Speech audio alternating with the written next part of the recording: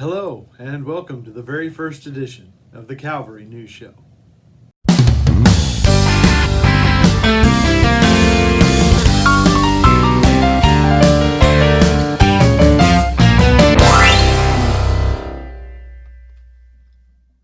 Well, hello, and welcome to the first edition of the Calvary News Show. We're glad to have everybody here with us today, and we're going to discuss week to week news and things that are going on at the church here at Calvary to try to keep you better informed.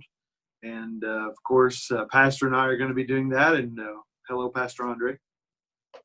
Well, good to be with you today. This is our first edition, and I've been looking forward to this. And it's a new venture for us, so we're just going to roll with it and see how it goes. It's hard for me to believe, Brent, that we're already near the end of summer. School's starting back, and when I think about children and grandchildren going, I was just thinking about so many of the challenges some of our parents are facing. And I know we have parents like you that do homeschooling, you and Ola. And then I've got grandchildren that are actually able to go to school in person. And then in our home, our two granddaughters are doing remote. So we've covered the spectrum of that. And it's probably a good idea to be praying for all of those folks that are going through quite a transition at this particular point. I will tell you this, I've enjoyed one particular thing about summer. That's when all the fresh vegetables start to come in. And I am so grateful that we have members that have a green thumb. I think I have eaten more squash and zucchini and fresh tomatoes. I've eaten tomato sandwiches until they're running out of my ears, and I think I could always eat some more. The other day, I actually had some okra. Luann fries it, but I had to boil me some of that.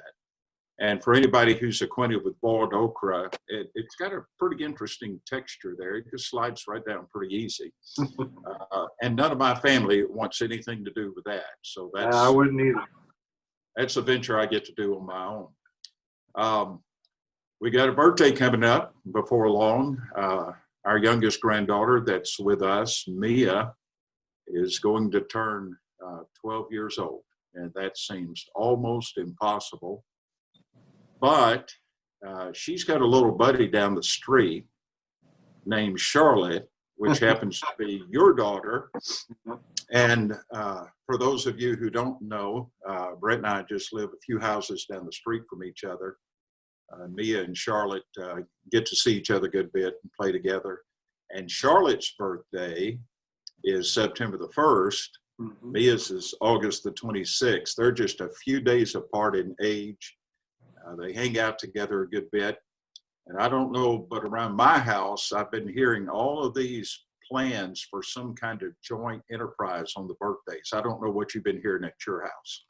Oh, yeah. Plans started very early. In fact, I think it was late June the first time I heard, Daddy, I think here's what we're going to do. And I said, who's we? And she said, oh, me and Mia.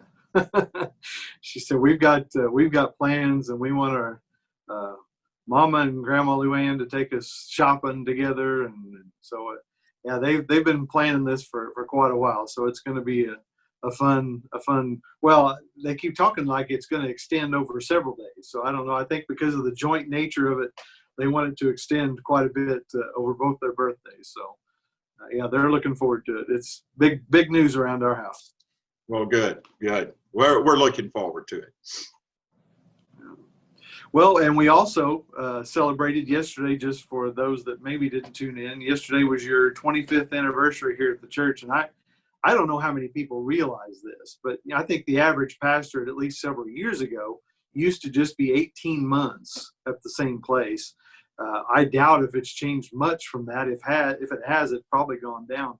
So 25 years is a big deal, just really a huge deal. And so that was a great thing yesterday to be able to celebrate 25 years at the same church. Did you ever think when you decided that, or when you felt called to be a pastor, that you'd spend 25 years in the same place?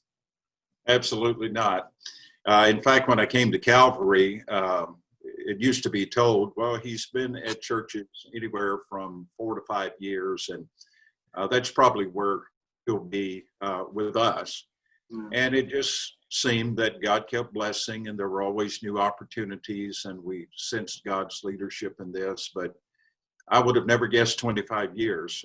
There's a part of me that kind of looks back and asks the question, where has all the time gone? But we were quite surprised. My wife will tell you, it's hard to surprise me.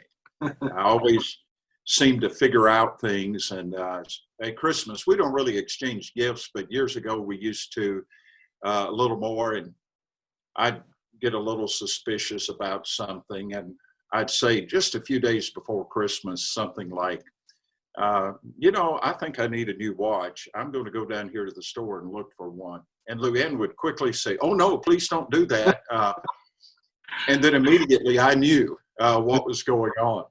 But I was totally surprised yesterday. I think with all that's been going on with the pandemic and 5 services a weekend, and I know you know this too, when you're going through a weekend with 5 services, you're just focused on the next service, and you're just kind of going through. And we had already been through 3 services, so that kind of caught me by surprise. And I did notice Luann was sitting in the 9:30 service when usually she's in the 11:30 service. So the video and all that went with it was quite a surprise. So you accomplished that task if you were trying to surprise. And we are so grateful for the privilege of serving this church family over all these years. It's been a blessing, and I'm very thankful for all the expressions of kindness that the people showed to us.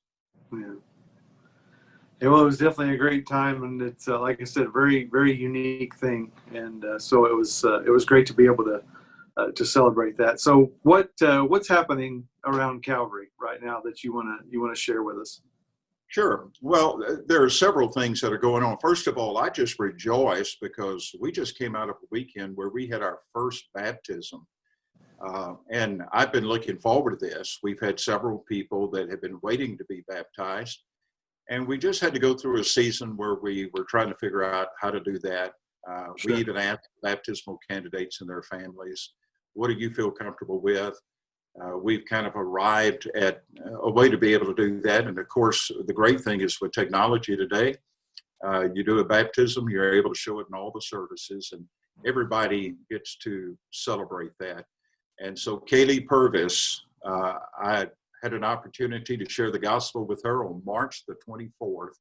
It was a Tuesday. We did a FaceTime call where she and her mom, and she prayed to receive Christ. And so Saturday we baptized her. We have another one on Monday the 24th that we're going to baptize, and then there's another one we're trying to schedule. And so that's great, just being able to see those professions of faith. We're also continuing with our 5 services right now. We'll talk more about this in a week or two, but we're looking at condensing that schedule just a little bit, but we're moving along with the 5 services, and around Labor Day, we're going to try to move toward a little bit of a change there. But God's been good, and we're grateful for that. It's been a busy season, as you well know. But there are some new things in our Next Gen ministry that we want to pay attention to. We have found in our school system, they decided to do remote learning locally. We had some big plans to kind of do greater things on the weekend, and we've decided to put that back a few weeks.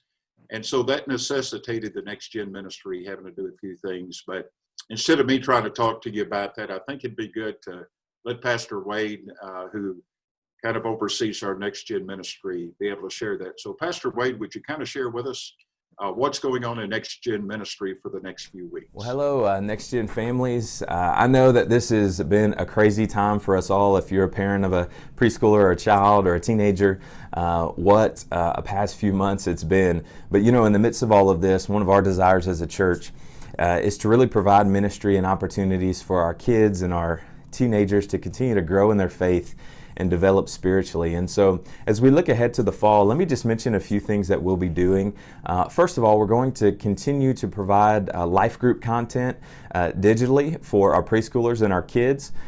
Beginning the weekend of September 12th and 13th, we're going to offer that a little differently through a format called Playlister, where you'll be able as a parent with a click of a button to access music videos of praise and worship for your kids, the weekly Bible study lesson, and other content. And that will be made available through our Next Gen Kids Facebook page, through email, through our website. And once again, with a click of a button, you'll be able to walk through that material each weekend with your kids and just enjoy a time of family Bible study together. Our Awana ministry is going to be done virtually this year. That will kick off on Sunday night, September the 13th at 6 o'clock with a drive-in service in our Calvary parking lot, where we'll be handing out awards for the previous year of Awana, as well as this year's clubbers will receive materials to kick off the year, as well as instructions about how Awana will work. Once again, you'll be able to access all the Awana content for a given week using that Playlister link.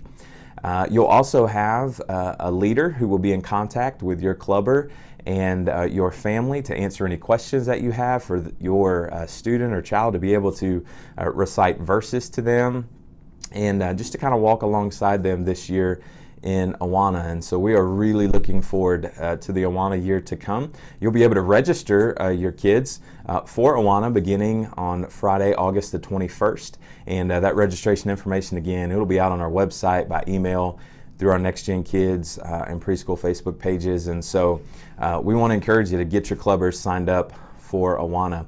Our students are going to begin in-person life groups on campus all together again the week of September 13th, beginning on that Wednesday night.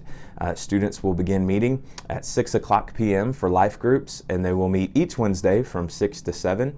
And so we're looking forward to that opportunity as well. In addition to that, we're going to be restarting Fuel Student Worship for our students beginning Sunday night, September the 13th. That will also meet at 6 o'clock from 6 to 7. And so we can't wait to be back with our students in worship. Let me mention one other thing. We want to do everything we can to give families, and especially the families of our preschoolers and kids, a chance to gather together during this time and just spend some time with one another. And the first one of those opportunities is coming Friday night, September the 18th at 6 o'clock. We're offering a family movie night. We're going to need families to register because our space is limited, but we're just looking forward to a great opportunity for parents and kids to come, camp out in the gym, eat some movie snacks, and enjoy a movie together. Just a great time of fellowship. We'll be sending out that registration information at the end of August as to how you can sign up to be a part of that movie night. And we're going to try to do that at least once a month in the fall, just to give us a chance to spend some time together. Look, we're so glad that you and your family, your kids, your students are a part of our ministry here at Calvary. We're looking forward to a great fall in the ways that God's going to work in their lives, and we're glad you're a part of it. God bless you. Have a great week. Well, thank you, Pastor Wade. We appreciate so much the work that you do and that Becky and Mary Fisher do. I know that you've been surveying and planning, and we're just grateful for some of the things that we're able to do and facilitate in the ministry. We appreciate all your hard work there. Another thing I'd like to mention, Brent, is the fact that we've been having a campaign for the last few weeks. It's called Stuff the Bus for Kids. And each year we try to do a big luncheon for all the teachers before they start back to school. Well, we knew this year that wasn't going to be something that we could do. Right. And so Mark Lane, our Calvary Cares Director, and I began to talk. And knowing that we couldn't do that, we wanted to be able to do something special for the teachers. And so one of the things he came up with was some funds we already had set aside. We said, well, if they can't come to us, we'll go to them. And so there is a special tote bag, I guess you would call it, that we put together for them. And we wanted you to be able to see that so you could kind of get an idea of what we're going to be presenting them with. And we just wanted every teacher to know in this very unusual season, whether they're teaching in person or doing remote, that Calvary cares for them. Right. And we're really wanting to show our love for them. But here's some really exciting news. We decided that we wanted to double down on school supplies. We've been trying to provide school supplies throughout these years for our different schools and the students, and hoping to take a little bit of a burden off the teachers. And so what we've been able to do with that is partner with some of our businesses. Our own church family has been participating in this. We've had an opportunity to give over the last few weeks. And I will tell you that just a few moments ago, and I'm going to share this just straight from the message I received from our financial secretary, as of probably 10 minutes ago, we have collected $7,137.98. Wow. And so we're excited about that. But here's some even better news. I also just heard that not included in that total is $1,250 that's on its way. So we are quickly moving toward almost $8,500 for our Stuff the Bus for Kids. And that's going to be used to buy supplies and make sure all the schools are blessed, the teachers are blessed, and the students are blessed. And I just want to say a great thank you to our church family for doing that. Their generosity never ceases to amaze me.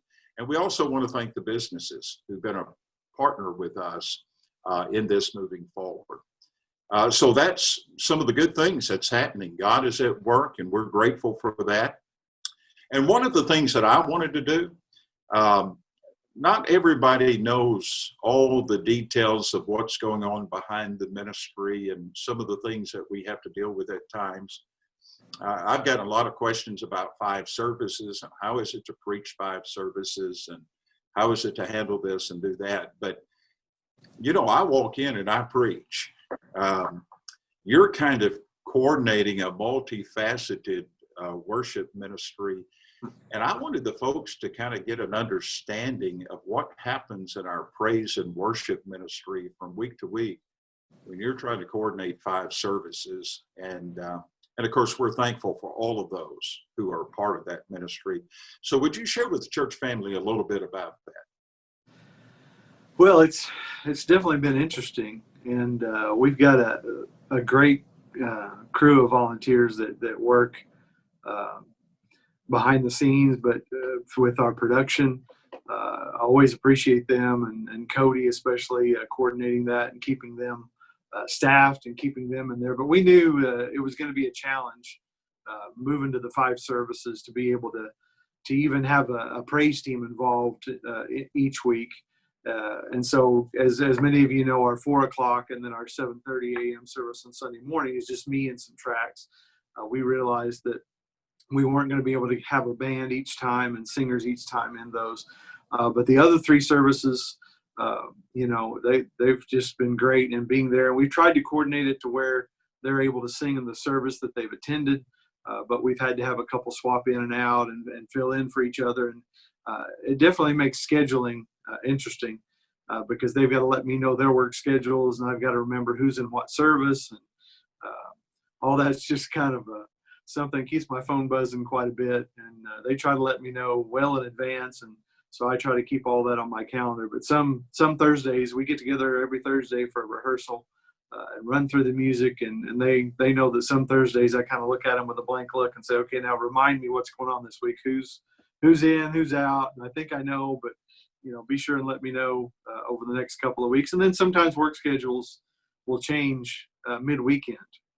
And that has kept it interesting. But the people that we have involved are very flexible. And I really appreciate that about them because sometimes when a work schedule does change, I'm able to just text somebody real quick and say, hey, can you fill in or can you stay over for the 11:30 service and help out with that. So that's been good. You know, like I said, it's interesting, but you know, these are interesting days and everybody's kind of had to change and adapt. And we'll change a little bit more in the fall, you know, with the cut of the service and some people needing to switch services. But we've added a couple of singers, which is going to help with that as well. But like I said, it really helps that the praise team and production have a heart for what they're doing, and they realize that what they're doing is ministry and it's their part of service. And so it really helps when they have that kind of attitude and they're not thinking, hey, this, you know, puts me out or messes up my schedule. Instead, they're thinking, well, this is just another way I can serve the Lord and be a blessing to somebody else. Well, I just want you to know how much we appreciate our worship and praise ministry. And one of the things I love about our folks who participate in that, they've got such a great spirit about them. And they do add so much to our worship services. And I know it's been very challenging for you and for the rest of the team trying to spread across all those services. But thank you for what you do. I know our church family appreciates it as well. And we want our praise team and all those who are involved in that to know how much we appreciate it. Well, thank you. I appreciate that very much. One of the features I think that we're going to be doing each week is a thought for the day. Why don't you share that with us? Okay. I was thinking about something I read a long time ago. Luann used to do cross-stitching early in our ministry. And I love this statement so much that she cross-stitched it for me, and it hung in my office for many years. And here's the statement. Attempt something so impossible that unless God is in it, it is doomed for failure. And the reason that came back to me recently was it just seems that with the pandemic and everything, we get so focused on today and what do we need to do tomorrow and next week. And some of that's been forced upon us that we need to be real careful that we don't lose the bigger vision. God is not limited by COVID. That's right. God is not limited by the circumstances we find ourselves in. Now, sometimes we are, Right. but we need to also understand that we need to have a continuing faith in a great God who is able to do exceedingly abundantly above all that we ask or think, and not lose that sight of how big God is and let that apply to our life and our church. So we need to keep the faith and keep the vision in front of us and trust God to do big things in the days to come. Yes, sir. Yes, sir. That's good stuff. That is there anything else in closing that you'd like to share with us today, or anything that we need to know going on? No, not really, but I do thank everyone that's joined us for this first edition, and we're looking forward to joining you each week, and you're going to hear different things and see different features. We just want you to be informed about what's happening at Calvary and anything that may be taking place in the days to come. So I really appreciate, Brent, you doing this and making it possible. I just appear on screen and you do all the hard work. So I thank you for that. Well, as Pastor said, thank you so much for being with us this week, and we hope you'll stay tuned for the next edition coming to you next week. And be sure to share this as you see it on social media, share it with others.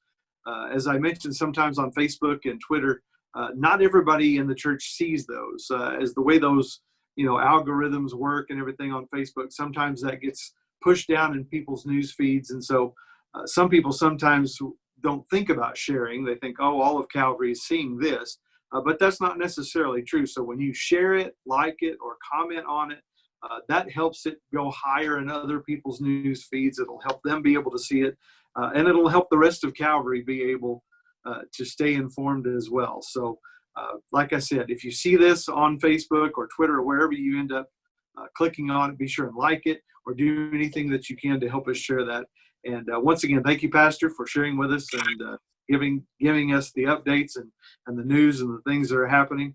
And church family, we'll look forward to seeing you this weekend at Calvary, and we'll look forward to seeing you here on the Calvary News Show next week.